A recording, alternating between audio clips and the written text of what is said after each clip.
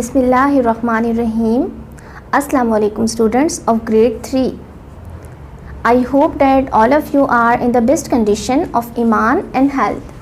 Today our lecture number is 12 and the subject is science.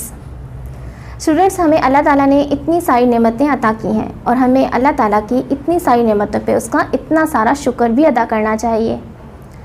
Students, इन्हीं नेमतों में से एक नेमत है 5 सेंसेस, जिसके ज़रिए से हम अपने इर्द गिर्द चीज़ों को फील कर सकते हैं, उन्हें देख सकते हैं और ऑब्ज़र्व कर सकते हैं. स्टूडेंट्स, अगर आप अपने इर्द गिर्द चीज़ों को ऑब्ज़र्व करेंगे तो आप देखेंगे कि हमारे एनवायरनमेंट में 2 तरह की चीज़ें होती हैं. Number 1 is living thing and the second one is non living thing. Students, क्या आप लिविंग थिंग और नॉन लिविंग थिंग के दरमियान फ़र्क कर सकते हैं? और क्या आपको पता है कि लिविंग थिंग और नॉन लिविंग थिंग की क्या कैरेक्टरिस्टिक्स हैं? Yes, you can differentiate between them because all living thing can move, can walk, can reproduce and respire, but non living thing have no process. Students, इसी तरीके से एक अहम property जो living thing और नॉन लिविंग थिंग को differentiate करती है वो है reproduction. Students, do you know what is reproduction? Reproduction is a process by which living organism can produce their young ones. एक ऐसा प्रोसेस जिसके ज़रिए से एक जानदार अपने जैसे नए जानदार प्रोड्यूस करता है, इस प्रोसेस को रिप्रोडक्शन कहा जाता है. Students, what is a cycle? A cycle is something that happens over and over again. एक ऐसा प्रोसेस जो बार बार रिपीट हो, इस प्रोसेस को साइकिल कहा जाता है. And what is a life cycle? A life cycle of an animal is all the stages that happens in its life. एक एनिमल की लाइफ में जितनी भी स्टेजेस आती हैं और वो जितनी भी स्टेजेस से गुजरता है, वो सारी स्टेजेस उसकी लाइफ साइकिल में काउंट होती हैं. एक एनिमल अपने स्टेजेस से गुजरने के दौरान उसके साइज़ में, उसके शेप में और उसके कैरेक्टरिस्टिक्स में फ़र्क आता चला जाता है, यहाँ तक कि वो एडल्ट एज तक पहुँच जाता है. Students, today we are going to discuss about unit number 4, that is the life cycle of animals. Students, all animals have a life cycle. Cat have a life cycle. Human being also have a life cycle. But today we are going to discuss about the life cycle of frog. Students, have you seen any frog? Yes. Students, all animals have some characteristics that differentiate them from others. So frog also have some unique characteristics. Let's start. Number 1, students, do you know frog have a long sticky tongue? Long sticky tongue किस चीज़ में frog की help करती है? Help in catching insects. frog की help करती है insects को catch करने में, उस फूड लेने में उसकी हेल्प करती है. इसी तरीके से जो सेकेंड प्रॉपर्टी है फ्रॉग की, that is bulging eyes. Frog have bulging eyes. All frogs have bulging eyes. What is meant by bulging eyes? It's mean frogs की जो आइज होती है वो उभरी हुई होती हैं. And the third characteristic is frog have smooth and moist skin.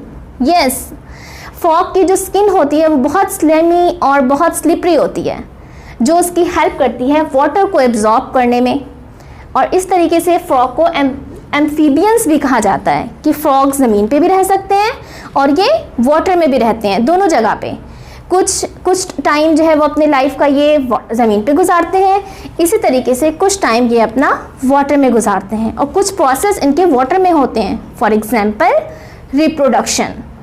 Students, next characteristics अब हम फ्रॉग की देखते हैं, वो है frog have webbed feet. What is meant by webbed feet? It's mean its fingers and toes are connected by a web. Yes, इसकी fingers and toes web की तरह के muscles के साथ जो है वो कनेक्ट हुए हुए होते हैं. Students, do you know human being में respiration के प्रोसेस के लिए lungs होते हैं और fish में respiration के प्रोसेस के लिए gills होते हैं. इसी तरीके से अगर हम frog को देखें तो इसमें gills भी होते हैं और lungs भी होते हैं. So it is an important characteristics of frog. It has gills, also have a lung. Students, frog breathe through lungs, but tiny tadpole breathe through gills. Yes, tadpole जो होते हैं फ्रॉग की जो स्टेजेस के दौरान जो सेकंड स्टेज होती है उसमें जो स्मॉल फ्रॉग होता है that is called a tadpole, और ये गिल्स के ज़रिए से रिस्पायरेशन का प्रोसेस इसके अंदर होता है अंडर वाटर, क्योंकि ये वाटर में रहते हैं। और जब फ्रॉग्स लैंड पर आ जाते हैं तो फिर ये रिस्पायरेशन के प्रोसेस के लिए अपना लंग्स यूज़ करते हैं। तो ये सारी कैरेक्टरिस्टिक्स थी जो कि फ्रॉग को बाकी एनिमल से यूनिक बनाती हैं। Respiratory process is also very important, but today we are going to discuss about the life cycle of frog. Students, here is the model of frog.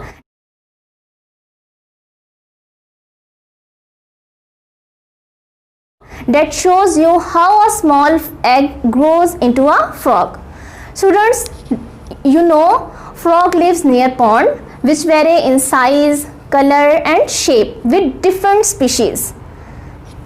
And frog reproduce by laying eggs in water. There is no one egg, hundreds of egg. इनमें से कुछ egg अगली stage में convert होने से पहले ही destroy हो जाते हैं। कुछ एग्स जो है वो एक्वेटिक एनवायरनमेंट में दूसरे एनिमल की खुराक बन जाते हैं। कुछ एग जो होते हैं वो अगली स्टेज तक पहुंच जाते हैं। Students, frog eggs float on the surface of water. Water की सरफेस के ऊपर जो है एग फ्लोट करते रहते हैं and it is covered with a jelly like substance that act as a protective layer. जो जेली की तरह का सब्सटेंस होता है वो इसकी प्रोटेक्शन में हेल्प करता है एग की, ताकि दूसरे एनिमल से इसकी हिफाजत हो सके और क्लाइमेट से भी इसकी हिफाजत हो सके, इन्वायरमेंट में जो विंड से टेम्परेचर से भी इसकी हिफाजत हो सके। इसके बावजूद भी कुछ एग्स जो होते हैं वो डिस्ट्रॉय हो जाते हैं और कुछ ही एग्स होते हैं जो नेक्स्ट स्टेज तक पहुंच पाते हैं। तो ये जो एग्स होते हैं और इसके साथ जो जेली की तरह का सब्सटेंस होता है, it's all mass is called spawn. Yes students, what is spawn? Jelly like substance with egg is called spawn.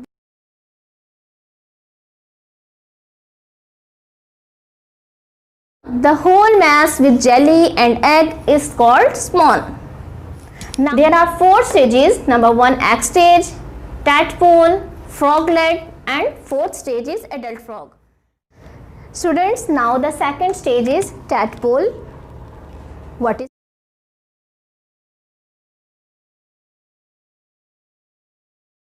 is tadpole? The baby frog which hatches out from the egg is called tadpole. That looks more like a fish than a frog. Students, tadpole इस stage पे swim करना start कर देता है and it feeds on the yolk of the egg from which it came out. With time, tadpole develop external gills which help them to breathe underwater. With the passage of time, आहिस्ता आहिस्ता its tail begins to elongate. इसकी tail लंबी होना start हो जाती है and its spend their time eating plants and algae. Start में ये अपनी खुराक एग योक से पूरी करता है, but with time its tail develop and starts elongate होना स्टार्ट हो जाती है, डेवलप हो जाती है, एक्सटर्नल गिल्स इसमें डेवलप हो जाते हैं और फिर ये अपनी खुराक एनवायरनमेंट से हासिल करना शुरू कर देता है, प्लांट्स को और अल्जी को ईट करके। After a few weeks external gills becomes to disappear. इसके एक्सटर्नल गिल्स जो है वो डिसअपियर होना स्टार्ट हो जाते हैं और इसकी बैक लेग्स ग्रो करना स्टार्ट हो जाती हैं। Now there is third stage. Third stage is called froglet.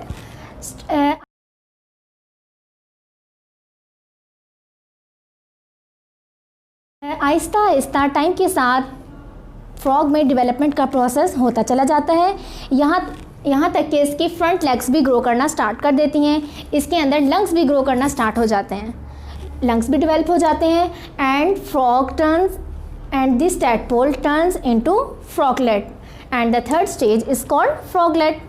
During third stage tadpole jaw grows. इस स्टेज में टैडपोल के जॉ भी ग्रोज हो जाते हैं और इसकी फ्रंट लेग्स भी ग्रो करना स्टार्ट हो जाती हैं और ये फ्रॉग जो है वो comes out of the water से बाहर आ जाता है। Froglet comes out of the water because they develop lungs. अब इसमें लंग्स जो है वो मौजूद होते हैं जिसकी वजह से ये लैंड पे भी जो है वो रिस्पायरेशन का प्रोसेस हो सकता है। Now there is fourth stage and the final stage is called adult stage.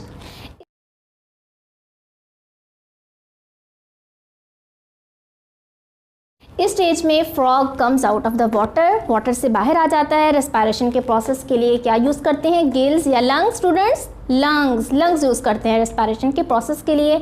और गिल्स कब यूज़ करते हैं? टैडपोल स्टेज में। When they are under water, they use gills, and when frog comes out from the water, it uses their lungs. Students, इसी तरीके से frog का life cycle यहाँ पर कंप्लीट हो जाता है। एडल्ट फ्रॉग आगे मेच्योर एज में पहुँचने के बाद अगेन स्टार्ट कर देता है एग प्रोड्यूस करना। एग ने आगे दोबारा कन्वर्ट होना है टैडपोल में, टैडपोल से आएगी next stage froglet and then adult frog. तो इस तरीके से ये साइकिल कंटिन्यू रहता है। स्टूडेंट्स, अभी हमने डेफिनेशन की पढ़ी थी कि what is a cycle? A cycle is something that happens over and over again. एक ऐसा प्रोसेस जो बार बार रिपीट होता है, उस प्रोसेस को साइकिल कहा जाता है। And what is the life cycle of animal? The life cycle of an animal is all the stages that happens in its life. वो सारी स्टेजेस जो एक एनिमल की लाइफ साइकिल में होती हैं, वो सारी स्टेजेस इसकी लाइफ साइकिल को काउंट करती हैं।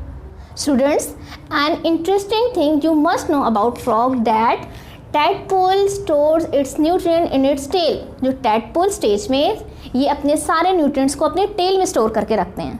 तो इनको फिर अपने एनवायरनमेंट से कोई भी चीज़ लेने की, कोई भी खुराक लेने की ज़रूरत नहीं पड़ती है। जो इसकी बॉडी के अंदर स्टोर हुई भी होती है न्यूट्रिएंट्स और खुराक, ये उसी से अपनी ज़रूरत को पूरा करते हैं। और जब टैडपोल फ्रॉगलेट की स्टेज में आ जाते हैं, कन्वर्ट हो जाते हैं, तो फिर ये अपनी जो खुराक है ये बाहर से एनवायरनमेंट से लेते हैं। तो इन टैडपोल स्टेज में ये अपनी खुराक कहाँ पे स्टोर करते हैं? टेल में। अपने सारे न्यूट्रिएंट्स को टेल में जो है वो स्टोर करके रखते हैं। स्टूडेंट्स, यहाँ पे हमारा लेक्चर ख़त्म होता है। उम्मीद करती हूँ कि आपने आज का लेक्चर अच्छे तरीके से अंडरस्टैंड किया होगा। स्टूडेंट्स, अल्लाह ताला आपका हामी नासिर हो। जज़ाकल्लाह। अल्लाह हाफिज़।